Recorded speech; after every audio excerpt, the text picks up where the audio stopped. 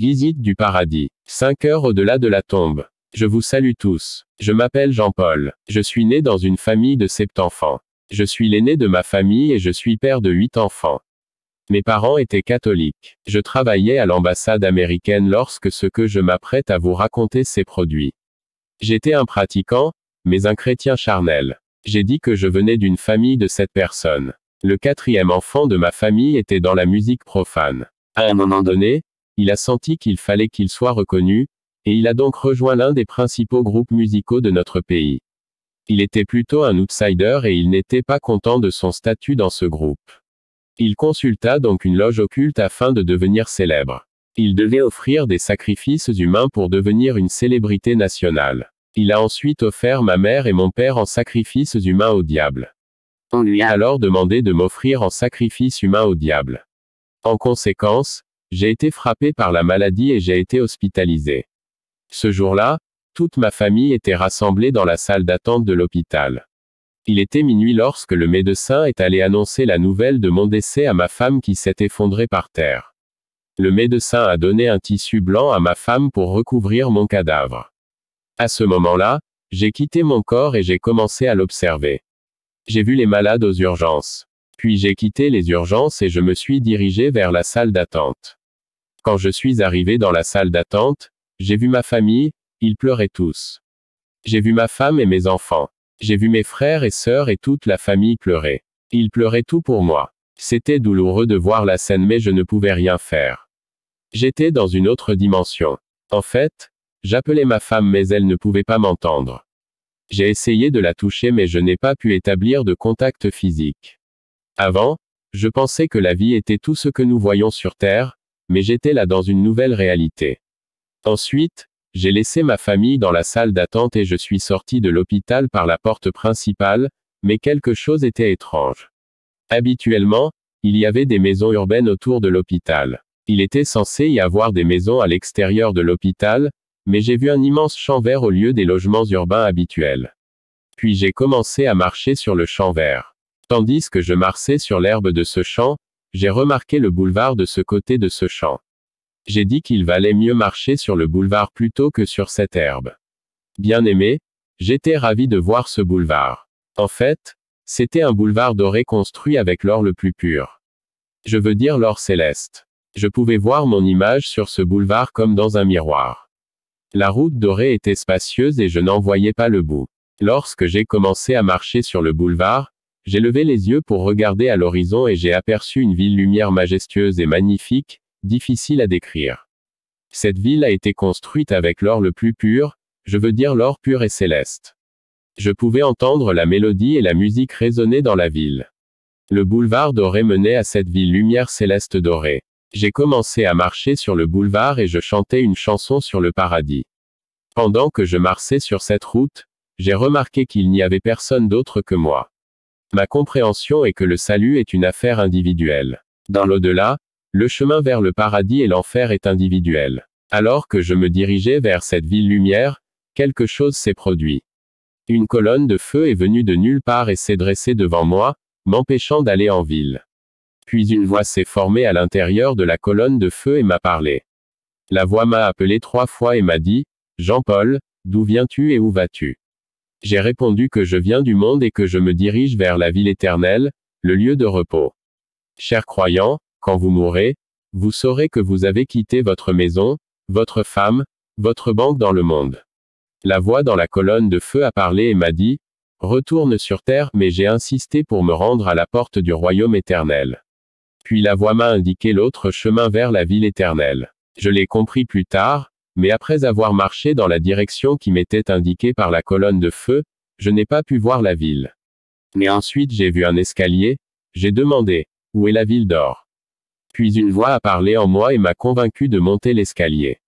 J'ai donc commencé à monter l'escalier.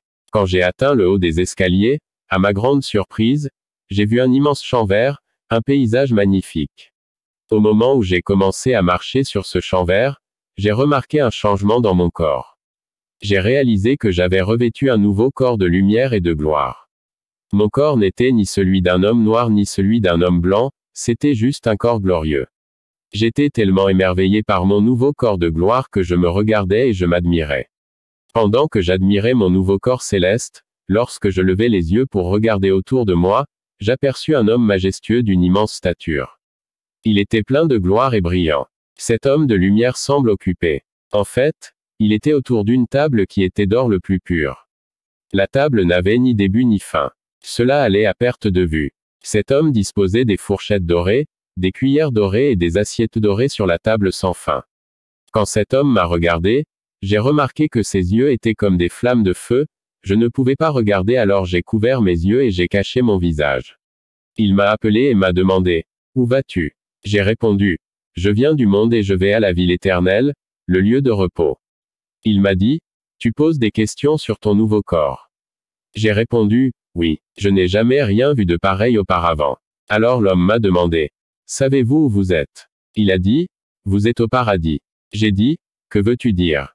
Êtes-vous en train de me dire que c'est le paradis » J'ai dit, « Si tel est le cas, j'aurais dû voir des anges et des saints mais tu sembles être seul ici. » J'ai dit à cet homme, « Tu me dis que nous sommes au paradis. Veux-tu dire que tous les saints morts sont ici à cet endroit ? Est-ce qu'Abraham est ici à cet endroit ? Et Moïse aussi. Si tel est le cas, montre-moi Abraham, et tout ira bien. » L'homme de lumière resplendissant et flamboyant me regardait. Il secoua la tête et sourit. Il m'a demandé, « Que veux-tu faire d'Abraham » J'ai répondu, « Je serai convaincu que je suis au paradis si je le vois. » Puis j'ai vu cet homme qui était Jésus-Christ lui-même s'avancer. C'est comme s'il faisait signe aux gens de venir à lui. Immédiatement, j'ai vu 2 anges apparaître et s'époser devant l'homme Jésus-Christ. Ils ont répondu à un signal. J'ai remarqué que ces anges lumineux et éclaircissants brillaient. J'ai observé l'homme Jésus-Christ parler aux 2 anges comme s'il leur donnait des instructions. Ensuite, les 2 anges s'envolèrent et disparurent. Puis Jésus a continué à disposer des gobelets et des assiettes en or sur la belle table dorée. Quelques minutes plus tard, je vis les 2 anges réapparaître et se poser. J'ai remarqué qu'il y avait un 3e homme parmi eux. Après avoir laissé cet homme, j'ai vu les 2 anges s'envoler et l'abandonner derrière eux. Cet homme marchait non loin de moi. J'ai remarqué qu'il portait un bandeau sur la tête, orné d'étoiles dorées partout. Puis j'ai vu cet homme se promener et s'éloigner. Lorsqu'il fut loin, le Seigneur Jésus-Christ, qui disposait les assiettes sur la table, bien que je ne puisse le reconnaître, me demanda, « As-tu vu Abraham » J'ai répondu, « Non, je n'ai pas vu Abraham. » Il m'a demandé, « Qui as-tu vu » J'ai répondu, « J'ai vu un jeune homme marcher non loin de moi et s'éloigner. » En fait, Abraham semble avoir 17 ou 18 ans. Il ressemble à un adolescent. Jésus m'a demandé, « Es-tu chrétien » J'ai dit, « Oui, je le suis. » Il a demandé à nouveau, « Lisez-vous la Bible » J'ai dit, « Oui, je le fais. » Alors Jésus me dit, « Si tu étais vraiment chrétien, tu ne t'interrogerais pas sur ton nouveau corps. Il y a des corps célestes et des corps terrestres, mais la splendeur des corps célestes est différente de celle des corps terrestres. Différenciez le corps terrestre du corps céleste. » Jésus a dit, « Le jeune homme que vous avez vu marcher autour de vous était Abraham. » J'ai contesté, « Il ne peut pas être Abraham. » Puis j'ai interrogé Jésus à propos des Moïse. Il a accédé à ma demande. J'ai vu un autre jeune homme arriver. Il a été amené par les 2 anges lumineux sous l'instruction de Jésus-Christ lui-même. Moïse portait 2 ceintures, l'une sur la hanche, l'autre autour de l'épaule et du côté. Je dis à Jésus qui disposait encore les ustensiles sur la table dorée, « Les personnes que vous m'amenez ne sont pas celles que je demande. » Jésus m'a demandé, « Quel genre d'Abraham et de Moïse cherchez-vous » J'ai dit, « Ils doivent être vieux. Ils doivent avoir du personnel et une longue barbe. » Jésus sourit. Ne comprenant pas que je parlais à Jésus-Christ lui-même, j'ai dit, « Puis-je voir la Vierge Marie, la mère de Jésus-Christ » Alors Jésus appela à nouveau les 2 anges et il les envoya chercher sa mère. Les 2 anges ont amené Marie. Quand elle est venue, elle a aussi l'air d'une très jeune femme, une adolescente. J'étais perplexe. Ensuite, j'ai demandé à Jésus de me permettre de voir l'apôtre Paul. Jésus m'a dit, « Que veux-tu exactement ? Pourquoi demandes-tu à voir tous ces gens ?» Puis il a appelé les anges et les a envoyés chercher l'apôtre Paul. Lorsque l'ange a amené l'apôtre Paul, il m'a été difficile de le regarder car il brillait intensément comme s'il y avait de nombreuses étoiles sur son visage. Après m'avoir montré ces personnages bibliques, Jésus m'a montré l'horloge. Il dit, « Voyez-vous où se trouve l'aiguille de l'horloge ? Le temps est fini. Allez dire au monde que le temps est fini. » Alors Jésus m'a dit, Tu t'interroges à propos de cette table. Quand tu retourneras sur terre, vérifie dans le livre d'Apocalypse 3, verset 20. Voici, je me tiens à la porte et j'ai frappe. Si quelqu'un entend ma voix et ouvre la porte, j'entrerai chez lui et je dînerai avec lui et lui avec moi. Luc 12:29, des gens viendront de l'Est et de l'Ouest et du Nord et du Sud, et se mettront à table dans le royaume de Dieu. Jésus m'a dit, va le dire au monde. Ils disent, buvons et mangeons, car nous mourrons. Dis-leur que le jugement approche. Bien-aimé, Salomon a dit de se réjouir, mais sache que le jugement approche.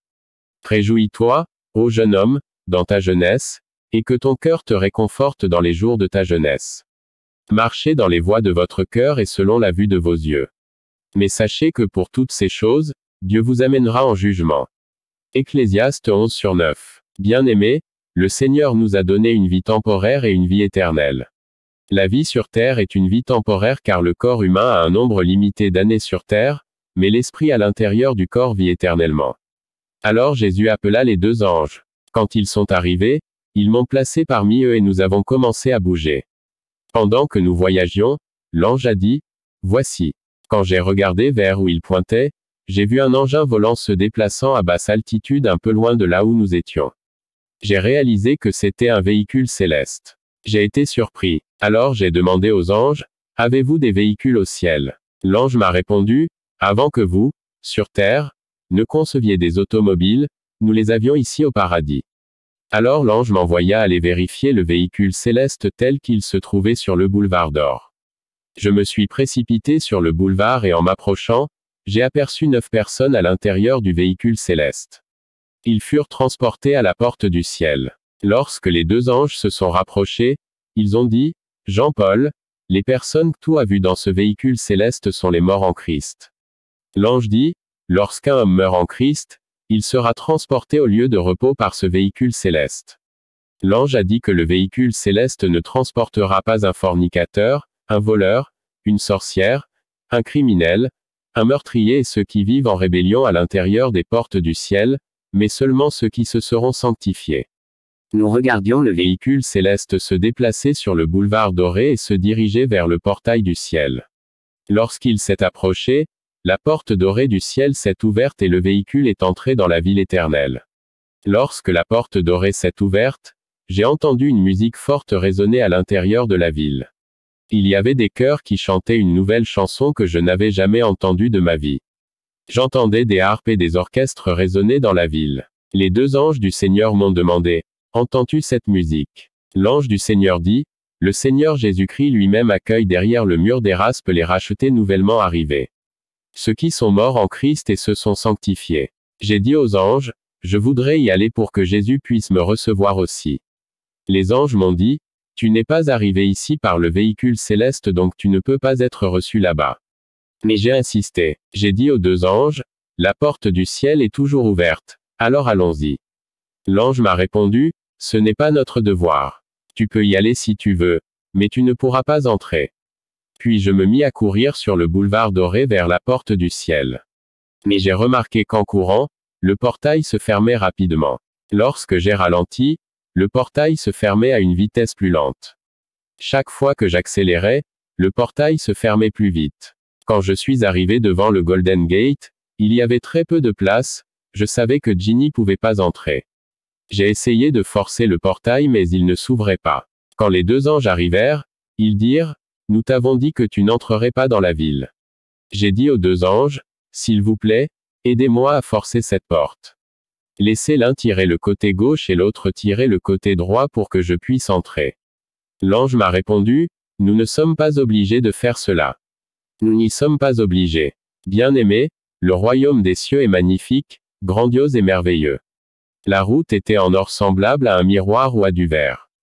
En fait, vous pouvez voir votre visage au sol. Il y avait des constructions et une architecture dorée partout. Rien sur terre ne peut être comparé à la beauté et à la gloire du monde céleste. Alors que nous nous tenions devant la porte du ciel, l'ange du Seigneur m'a donné un passage dans Apocalypse 14, verset 13, et j'ai entendu une voix venant du ciel me disant, écrivez, bienheureux les morts qui meurent désormais dans le Seigneur. Oui, dit l'Esprit, ils se reposeront de leurs travaux, et leurs œuvres les suivront. Alors les deux anges du Seigneur m'ont dit, tu peux rester ici aussi longtemps que tu veux, tu n'entreras pas. Il est plus facile pour un chameau de passer par le trou d'une aiguille. Les anges du Seigneur m'ont alors transporté autour de la frontière du ciel et nous avons commencé à marcher. Nous avons marché sur une certaine distance. Puis nous sommes arrivés à un endroit où j'ai vu une chaise. Les deux anges m'ont demandé, nous aimerions savoir si tu es chrétien. J'ai répondu, je suis chrétien.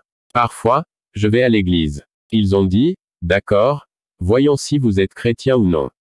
Ils m'ont demandé de m'asseoir sur la chaise. Après s'être assis sur cette chaise, ce qui suit n'est pas différent de la technologie cinématographique. En fait, j'ai vu un tableau blanc. Et puis des images de ma vie ont été projetées sur le tableau blanc. Et j'ai regardé la vidéo de ma vie. J'ai regardé le jour de ma naissance. Ce tableau indiquait la minute, l'heure, le jour, le mois et l'année. Je me demandais quand avait-il pris ces images. Même ma mère a oublié l'heure et les minutes, mais chaque événement de ma vie était affiché avec l'année, le mois, le jour, l'heure et les minutes correspondants. J'ai regardé des images de mon enfance quand j'étais bébé et quand j'avais 5 ans. J'ai vu quand j'ai commencé à voler quand j'étais enfant et quand j'ai commencé à faire le mal. J'ai regardé quand j'avais 10 et 20 ans. Les grands événements de ma vie étaient projetés au tableau. On m'a montré un événement de ma vie quand j'avais 25 ans. J'étais dans un hôtel avec une femme et je commettais la fornication. J'avais honte de regarder ces images d'immoralité sexuelle. Même si j'étais marié à cette époque, j'ai forniqué avec une femme dans un hôtel. J'ai essayé de fermer les yeux pour ne pas regarder cette image, mais je n'ai pas pu m'empêcher de la voir. L'ange dit, vous ne pouvez pas éviter ces images, tout est découvert. J'ai demandé aux anges, comment avez-vous filmé ces images? Ils répondirent, ne savez-vous pas que Dieu a établi des caméras pour filmer tout ce qui se passe sur la terre?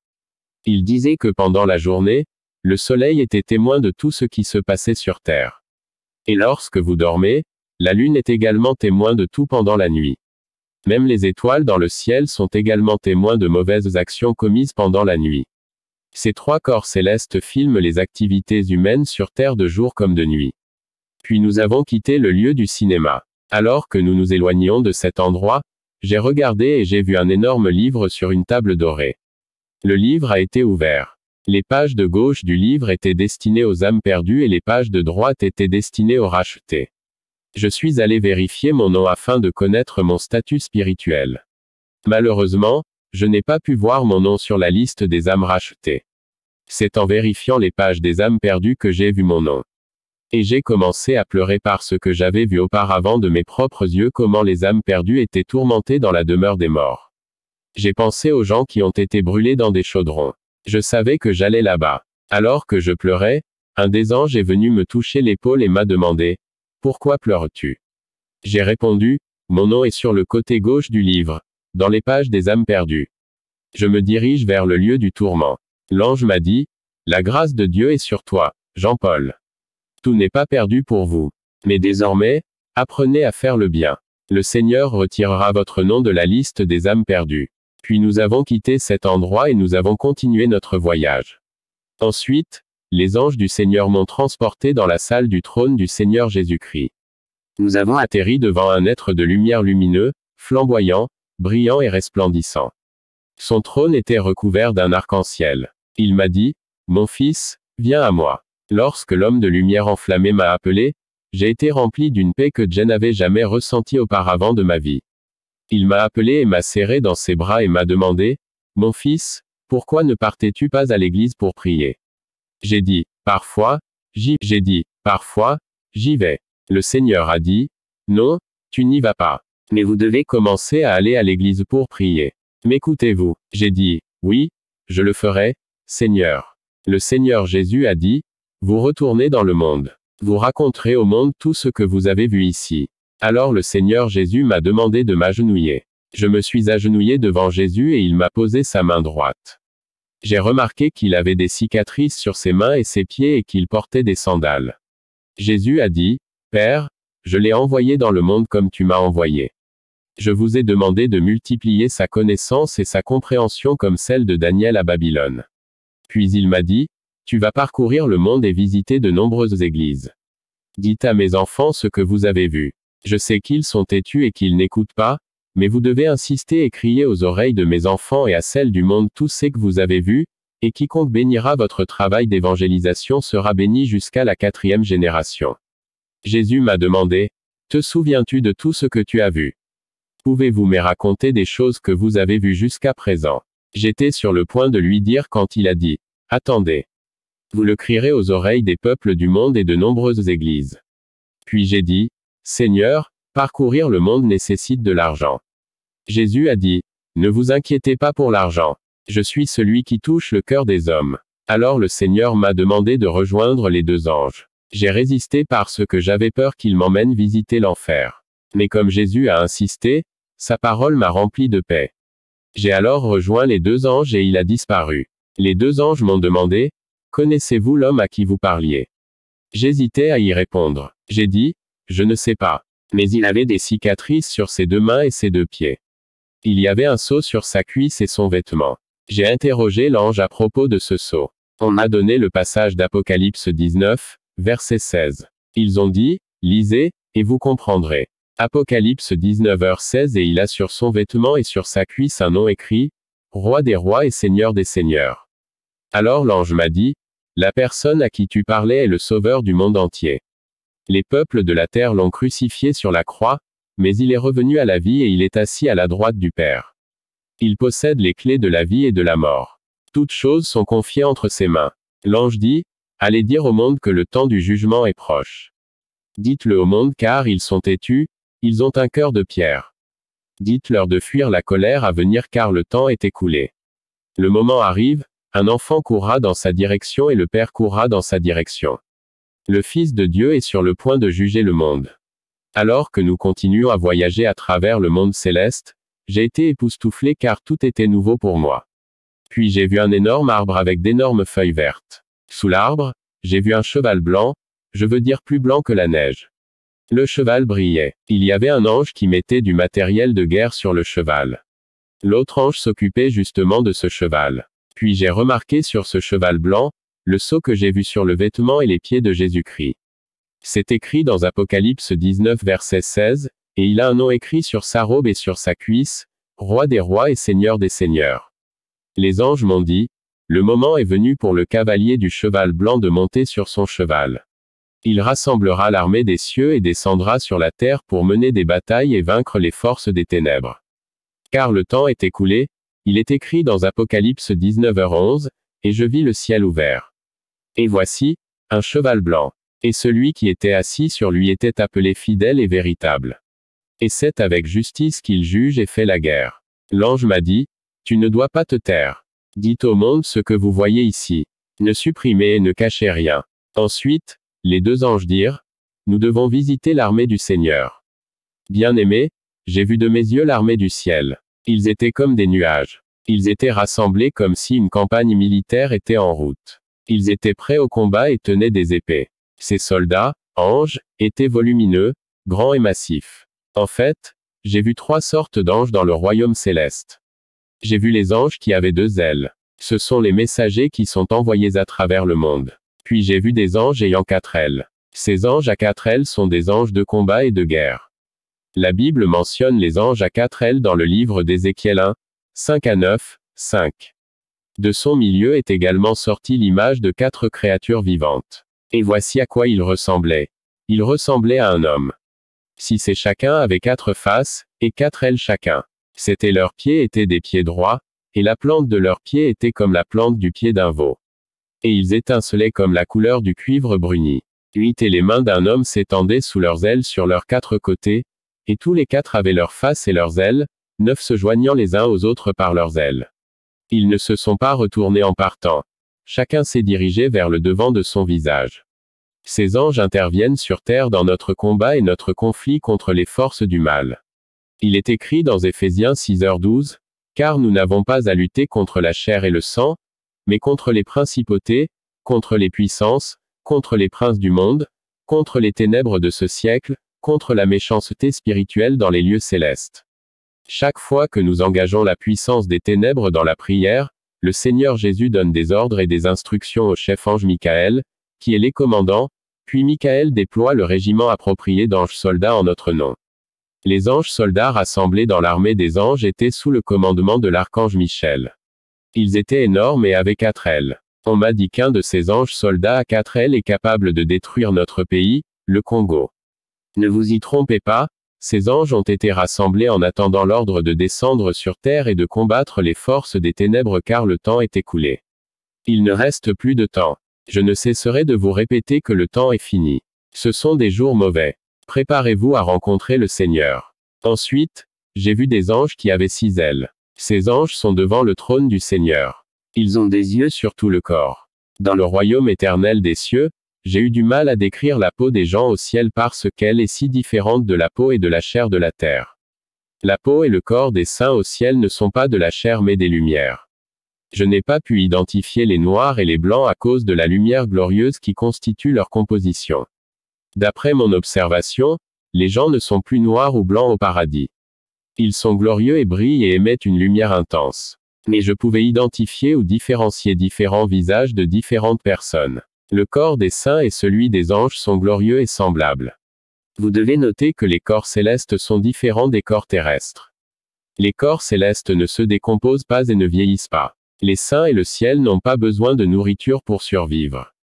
Ils n'ont pas besoin de laver leur corps.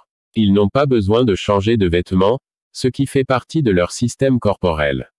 Leurs vêtements sont bio. Les corps célestes sont des corps de lumière et de gloire. Les gens sont revêtus de jeunesse et d'immortalité dans la région des cieux.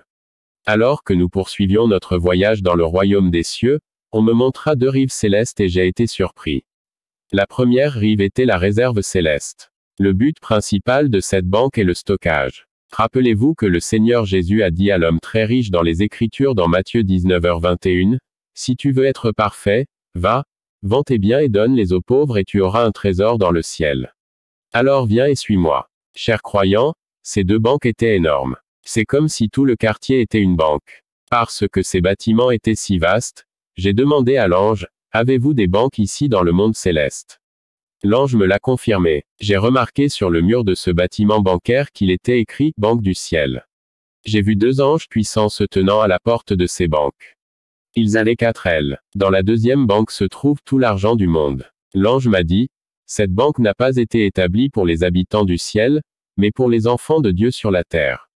Et il y a de tout dans cette banque, y compris de l'or, des diamants et toutes les pierres précieuses. » Alors que je me tenais devant le bâtiment de cette banque céleste, j'ai remarqué que des anges entraient et sortaient continuellement avec des sacs contenant des billets de banque de tous les pays du monde. L'endroit était occupé car des anges venaient récupérer des billets d'argent et s'envolaient. J'ai demandé aux 2 anges, où vont ces anges? On m'a dit que les anges mettent des billets en banque et s'envolent afin de répondre aux demandes et aux requêtes des enfants de Dieu sur terre. Chaque fois qu'un croyant fait une demande d'argent à Dieu, au moment où Dieu valide sa demande d'aide financière, il ordonne à ses anges d'aller chercher de l'argent à la banque céleste et de fournir aux croyants l'aide financière appropriée. Le Seigneur travaille de plusieurs manières pour amener l'argent aux croyants. Il y a 2 banques au paradis. Il existe une banque pour soutenir les enfants de Dieu sur terre et il existe une banque pour stocker le trésor et la richesse de l'Église pour l'âge éternel à venir. Cette banque de stockage du bien des croyants sera ouverte dans les siècles éternels. Il est écrit dans Matthieu 6, 19 à 21, « Ne vous amassez pas de trésors sur la terre, où les mites et la rouille détruisent, et où les voleurs percent et dérobent. Mais amassez-vous des trésors dans le ciel, où ni les mites ni la rouille ne corrompent, et où les voleurs ne percent ni ne dérobent. Car là où est ton trésor, là sera aussi ton cœur. » Après avoir visité les 2 rives du royaume céleste, nous avons continué notre voyage dans la ville dorée. Ensuite, nous sommes arrivés autour d'une installation où j'ai vu de nombreux anges vêtus de vêtements blancs brillants. Ils tenaient à la main des instruments médicaux. J'ai été surpris. J'ai demandé aux 2 anges, « Avez-vous un hôpital ici au paradis ?» J'ai remarqué qu'il était écrit sur le mur de ce bâtiment, « L'hôpital céleste ». J'ai interrogé les anges sur cet hôpital et sur ceux qui y sont soignés. L'ange m'a dit, « Dieu a établi ces anges qui sont adoptés pour soigner les gens. Cet hôpital n'est pas destiné à nous, les anges, ni aux habitants du ciel, mais à l'Église et aux enfants de Dieu sur la terre. Chaque fois qu'un chrétien né de nouveau est malade, qu'il s'agisse du VIH-Sida, du cancer, du diabète ou de toute autre infection, lorsqu'il invoque le Seigneur lui enverra ses anges qui sont des médecins, où qu'ils soient, et ils lui administreront traitement sur lui. Bien-aimés, en tant que chrétien né de nouveau, vous devez comprendre que le Seigneur Jésus a des anges qui sont des médecins et qui sont pleins des connaissances médicales. Quelle que soit votre maladie, le Seigneur enverra pour vous son médecin angélique. Croyez que lorsque vous utilisez le nom de Jésus contre la maladie, Dieu a déployé son médecin angélique. Avant de quitter cet hôpital, l'ange du Seigneur a dit, allez dire à l'Église de faire confiance au Seigneur qui les a créés et qui peut les guérir. Après la visite de leur hôpital céleste, j'ai commencé à voir la construction d'une maison d'habitation. J'ai vu de nombreuses fondations. La construction de maisons au ciel est liée au soutien de l'œuvre de Dieu, à la visite des pauvres, des orphelins et des veuves. Grâce à votre don, votre maison s'élèvera au ciel. J'ai vu des maisons construites avec des pierres précieuses célestes, un peu au niveau des fondations, certaines étaient achevées. Il y avait des maisons qui étaient meublées, mais d'autres ne l'étaient pas. Vos bonnes actions et votre service envers Dieu et les hommes sur terre feront que votre maison s'élèvera et sera achevée au ciel. De nombreuses maisons d'habitation ne sont pas achevées parce que les chrétiens ont abandonné leur foi. Ils rétrogradent, leur maison était sur le point d'être achevée mais le propriétaire de la maison, après avoir servi Dieu avec diligence, a abandonné la foi. En conséquence, la construction a été arrêtée. Après cette visite, les anges m'ont ramené au Seigneur. Il m'a emmené en enfer. Et après avoir visité l'enfer avec le Seigneur, nous avons atterri à l'extérieur du mur de Jaspé, la porte du ciel s'est ouverte. Alors le Seigneur a commencé à me montrer ce qui se passait à l'intérieur de la ville. J'ai été émerveillé car j'ai vu des myriades d'anges assister au majestueux trône du Père. C'étaient d'innombrables anges comme les nuages du ciel. J'ai vu les 4 êtres vivants et les 24 anciens et les archanges assistant au trône du Père. Ils adoraient le Père assis sur le trône. J'ai remarqué que les 4 êtres vivants avaient des couronnes d'or sur la tête et qu'ils portaient des vêtements blancs. Quand la fanfare retentit, tous ensemble avec les 24 anciens, ils jetèrent leurs couronnes d'or par terre, ils se mirent à genoux rendant gloire au Père en disant, « À celui qui est assis sur le trône soit louange, honneur, gloire et puissance pour toujours et jamais. » Et les 4 êtres vivants dirent, « Amen. » Et les anciens se prosternèrent et adorèrent. Bien-aimés, il n'y a pas besoin du soleil et de la lune dans la ville car la gloire de Dieu a suffi à éclairer le royaume. Et j'ai vu la gloire majestueuse de Dieu illuminant tout le royaume des cieux, la cité céleste était illuminée par la gloire de Dieu. Même la Bible rapporte cela comme il est écrit dans Apocalypse 21h23, et la ville n'avait besoin ni du soleil ni de la lune pour y briller, car la gloire de Dieu l'éclairait, et l'agneau est l'agneau. Lumière de celui-ci partout où je regarde, j'ai vu de l'or pur, on m'a montré des pierres précieuses qui n'étaient ni de l'or ni du diamant. En fait, j'ai vu des pierres précieuses célestes qu'on ne trouve nulle part sur terre. La ville elle-même était de l'or pur aussi pur que du verre. Les fondations des murs de la ville étaient ornées de toutes sortes de pierres précieuses. J'étais avec le Seigneur dehors, regardant cette gloire. J'ai dit, Seigneur, s'il te plaît, laisse-moi rester. Le Seigneur a dit, non, ce n'est pas votre moment. Vous avez une mission à accomplir sur terre, mais c'est le lieu que j'ai préparé pour mon peuple. Ils se reposeront de leurs difficultés, ils seront pour toujours en paix. La demeure de Dieu sera avec l'homme et il vivra avec eux, ils seront son peuple et Dieu lui-même sera avec eux comme leur Dieu. Il essuiera toutes larmes de leurs yeux, et il n'y aura plus ni mort, ni deuil, ni cri, ni douleur, car les premières choses sont passées. Bien-aimés, je ne peux pas décrire cette gloire. Le langage humain ne me suffit pas pour décrire ces choses. Le Seigneur Jésus m'a demandé, « As-tu vu la gloire de la ville éternelle ?» Il m'a dit, « Va dire au monde que le diable était ici dans cette gloire, et il sait combien le ciel est glorieux. » C'est précisément pourquoi il ne veut pas que l'humanité connaisse cette gloire parce qu'elle en est expulsée pour toujours. Le diable sait que le temps est écoulé, il sera appréhendé et jeté dans les temps de feu. Dis à mon peuple d'être sur ses gardes et prudent car le jugement est imminent. Les gens seront tenus responsables de leurs actes. Le Seigneur a dit, allez prêcher l'évangile et témoigner de ce que vous avez vu ici. Celui qui croira en moi, je lui pardonnerai ses péchés et je serai son Dieu. Je marcherai avec lui et j'écrirai son nom dans le livre de vie, quiconque soutiendra l'évangile avec son argent, je le bénirai jusqu'à la 4e génération. Alors le Seigneur dit, lâchez prise. J'ai dit, Seigneur, où dois-je aller? Je ne veux pas quitter une telle gloire. Le Seigneur dit, mon fils, Tu as une mission sur terre. Je vous ai donné le pouvoir de prier pour mon peuple. Beaucoup d'entre eux sont emprisonnés. Mais regardez-leur. Le temps s'est écoulé. Quand j'ai regardé l'horloge, j'ai vu qu'il était midi. Le Seigneur a dit, il n'y a plus de temps. Allez raconter aux habitants du monde ce que vous avez vu. Personne n'entrera par la porte si ce n'est par moi. C'est la clé de la vie et c'est la clé de la mort. Je suis celui qui a ouvert et personne ne peut fermer. Tout pouvoir est entre mes mains. Allez, Apocalypse 1h18 et le vivant, et je suis mort, et voici, je suis vivant pour toujours et à jamais, Amen. Et j'ai les clés de l'enfer et de la mort. Bien-aimé, j'ai été déclaré mort à minuit et je suis revenu à la vie à 5 heures du matin.